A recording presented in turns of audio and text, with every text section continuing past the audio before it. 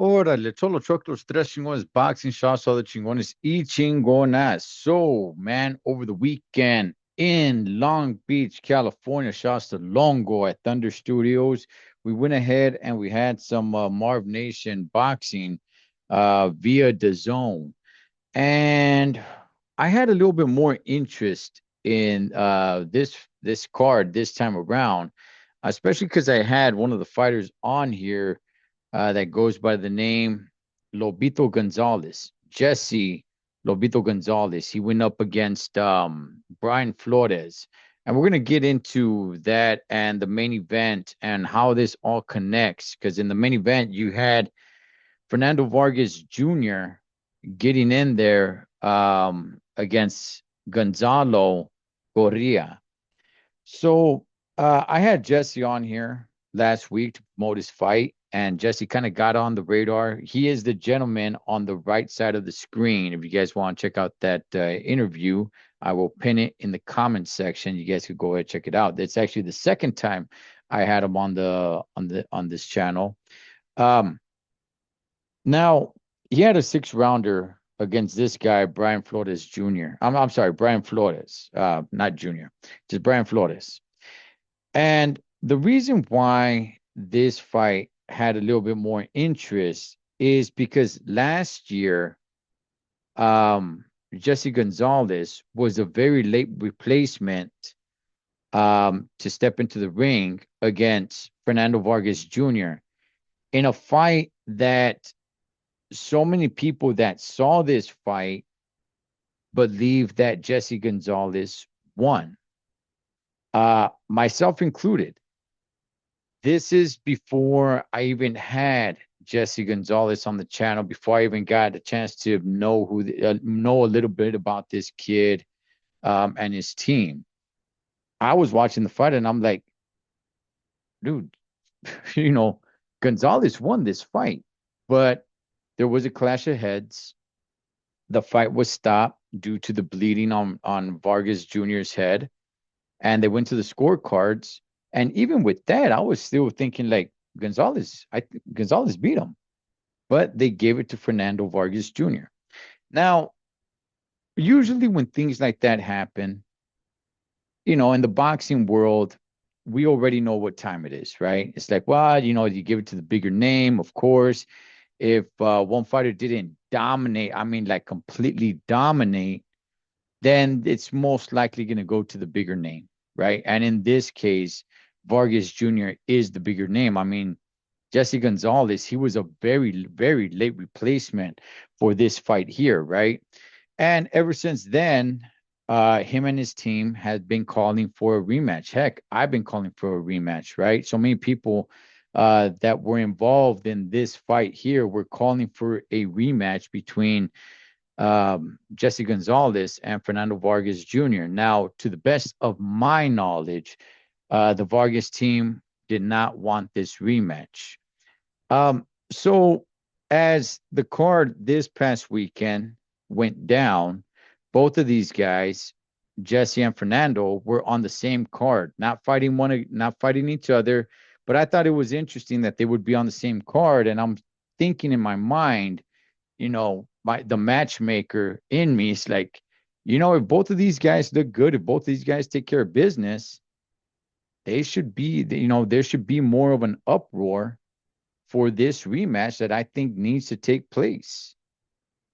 So Fernando Vargas in the main event, he takes care of business. Okay. He scores a knockout over Gonzalo Correa in the 4th round in a pretty good fight, and Vargas looked pretty good, man. And to finish the guy off, now Correa did get up.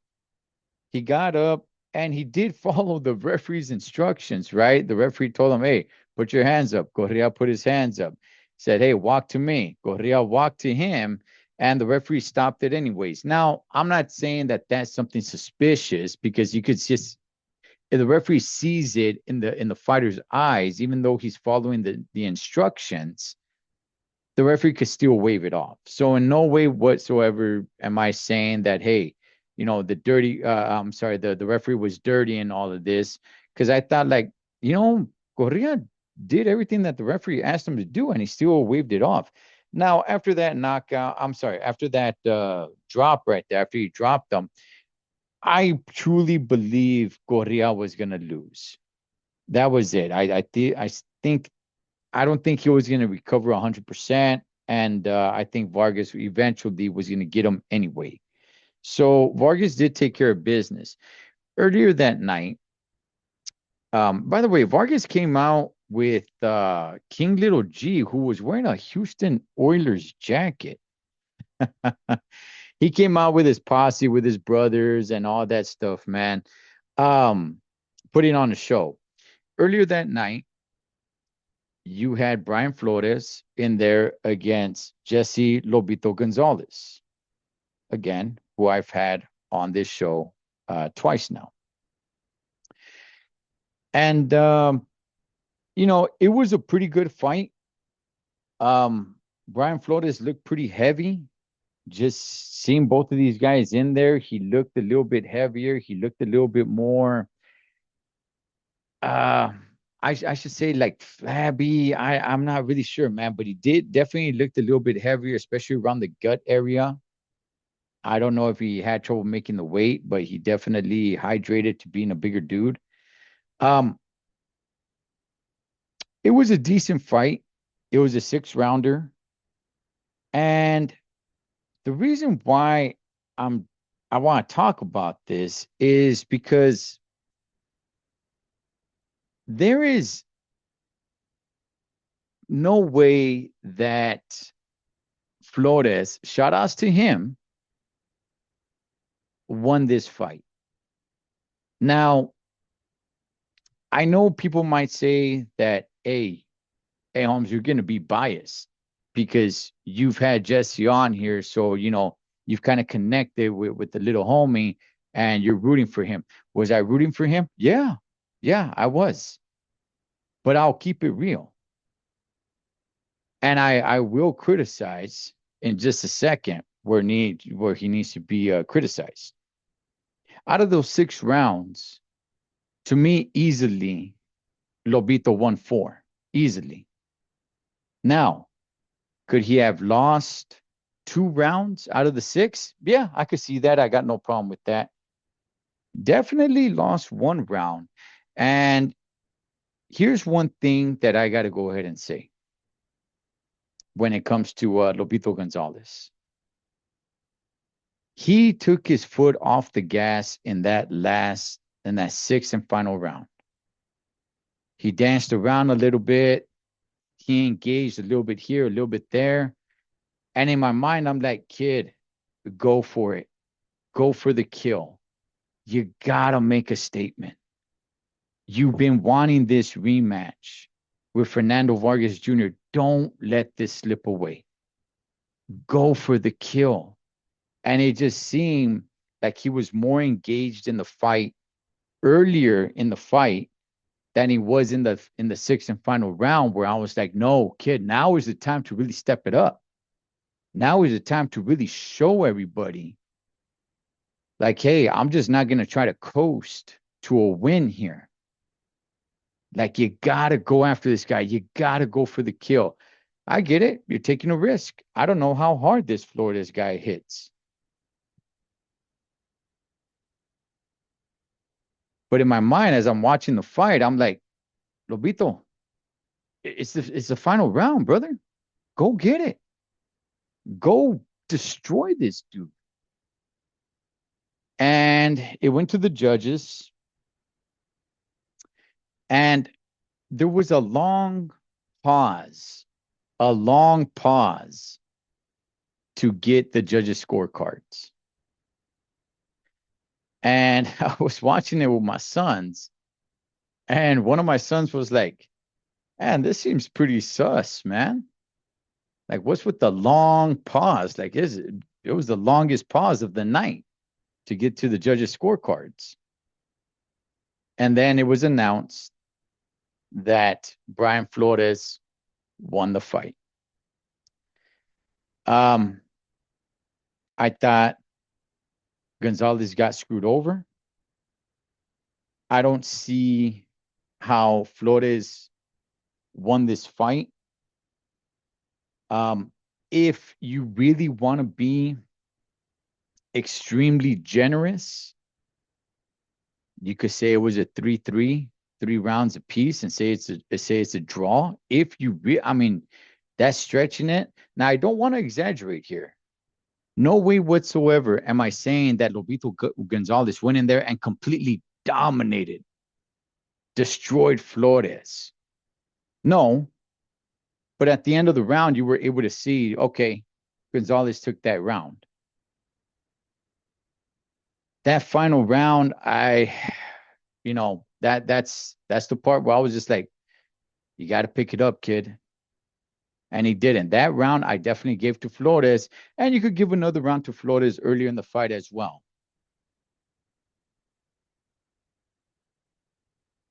So now this rematch that people were asking for, that were involved in this matchup last year between Fernando Vargas Jr. and Jesse Lobito Gonzalez. Well, now it's off the table. And I'm thinking they wanted it off the table. Why? There's really no money here. This was a dangerous rematch to have. And Vargas Jr., at the end of his fight, where he went ahead and knocked out Correa, he's calling out all the other guys at 154. He's calling out names like Sebastian Fundora, right? He's calling out champions at 154. So he's not going to be looking to go back and have a rematch with a little known guy in Jesse Lobito Gonzalez, who's a dangerous fight for him, who can possibly beat him, because I thought he beat him the first time. He's not going to go back there and fight him and lose and miss out on some of these bigger names, these bigger fights. So if you have Lobito Gonzalez lose to Brian Flores, well, then that's it. Conversation's over. Conversation's dead. So can I guarantee that this was all dirty? No, I can't. But we all know boxing. And this isn't the first time something like this happens. This happens all the time. I'm not over here trying to throw some pity party, because it's boxing, Holmes. It's the dirtiest game. This happens all the time. It happened. It happened to Glenn Johnson. It happened to Mickey Ward. It happens all the time. When you're a dangerous fighter, but low reward, I mean, it's just going to work out that way. Now, I'm thinking that they want Fernando Vargas Jr. to go out and start making some money, some real money in the boxing world. So you have Gonzalez lose. If it went to decision, which it did, you have him lose, and that's it. Takes the pressure off of Fernando Vargas Jr. and his team to rematch this kid. And that's just the way it goes in the world of boxing. Now, what I will say, so basically this rematch is completely off the table. It's gone. We may never see it again. We may never see this matchup happen. This rematch ever happen. So be it. What I will say to Lobito Gonzalez and his team is just keep striving. Keep striving. And you might need to change a little bit of your strategy and start scoring some knockdowns, start scoring some knockouts. Here is why. Okay. Here is why. Because you gotta understand how the business is gonna start looking at you. The business is gonna start looking at you as, oh, you know what? That's a tough fighter that will give another fighter, some good rounds, and then we'll just screw him over, even if we have him winning. It's unfortunate, but it's boxing. Like I said, the dirtiest game out there, boxing. So, in order for a guy like Gonzalez and any other fighter that's in his position, like I said, I'm not throwing some pity party here. This happens to fighters all the time. Good gosh, it happens to fighters all the time in the world of boxing. You got to start dominating. You got to start knocking dudes down. If not, knocking them out, but at least dropping them once or twice. And I know it means take more risk. I know it means, putting yourself in danger and engaging in ways that you're originally not prepared for.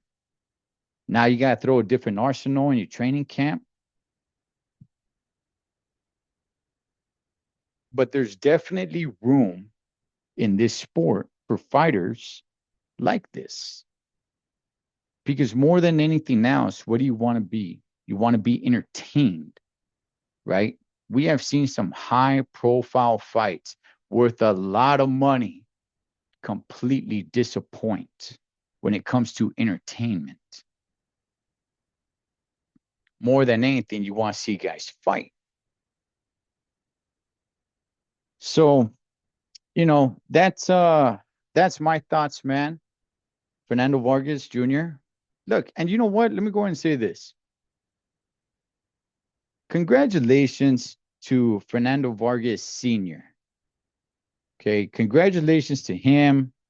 He is out there with his sons, living his dream, living it through his sons. Um, Personally, I'm not sure how far his sons are gonna go. Emiliano Vargas, I I think that kid's gonna be great. I do. I think that kid's gonna be great. As far as Junior and Armando, I don't know, man. There's a big question mark there. But as far as this rematch happening here, which I really wanted to see, it's gone. It's gone. Not happening again. And just to the Lobito team, I hope they keep on going. I hope they keep on striving. I hope they keep on fighting. And they're exciting.